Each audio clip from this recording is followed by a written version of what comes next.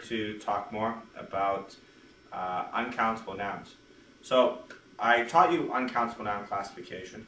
So now you can distinguish between countable and uncountable nouns. This in itself causes a lot of students stress and they really don't like it. To even give them more stress, there are some nouns in English that are countable and uncountable. This is very, very irritating, I think, for a lot of students. Now, the question is, well, if you look here, if you just do a close-up on this. Okay. You have here pizza. Now, it says here, pizza is C, countable, and U, uncountable. Okay. But the next question is why? And that's what we're going to answer today. Basically, in order to use these sorts of nouns, you have to learn how to speak specifically and generally. Same thing as if you were using a countable noun. So watch. So war is countable and uncountable. Specifically, you have to use, whenever you use one of these nouns in a specific way, you have to use a and an as. You have to make it countable. So, for instance, there is a war in Iraq. It's countable, so it's specific.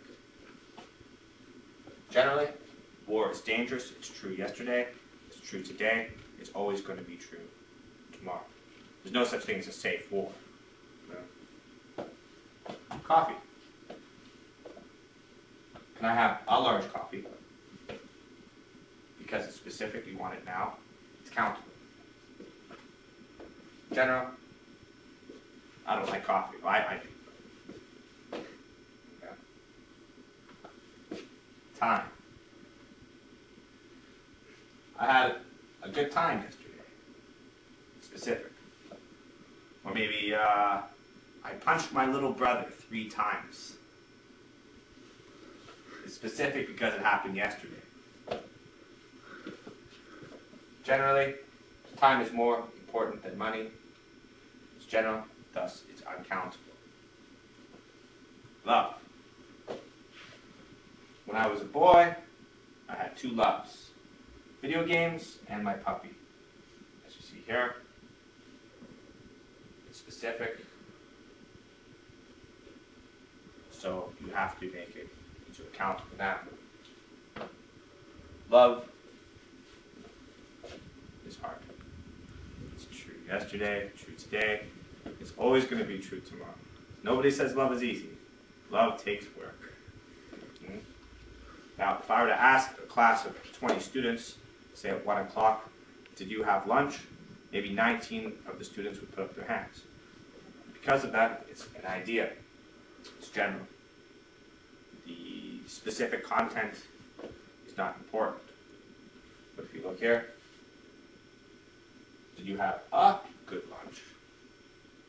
Well, if I were to ask, say, same class of students that question, maybe only one person might put up their hand. Because most of us have lunches, but do we have great lunches? Who knows? It depends on who makes it for us. But as you see here, this is a general idea. Here, because you're dealing with specific content, it becomes countable. Okay. I hope this helps you. This is only for some nouns, but like in English, you have a lot of these sorts of nouns, and mastering this specific general way of speaking is essential. If you're a teacher, maybe what you might want to do is, for instance, write a list of these nouns on the board, similar sorts of nouns, and have your students write about what they did yesterday, or what they're doing today, or what they're going to do tomorrow. And train them how to speak specifically, and then also with the same noun, get them to write about what these things are like generally. So, for instance, pizza. This is a good pizza. It's specific because it's now, but general, pizza is delicious. Don't forget, buy my book, theuncountables.com, for all your uncountable noun classification needs. My next one, I think, will be really interesting, my next seminar. I'm going to have to do some prep work for this, but it's going to be, I'm so excited. Thank you very much. Take care.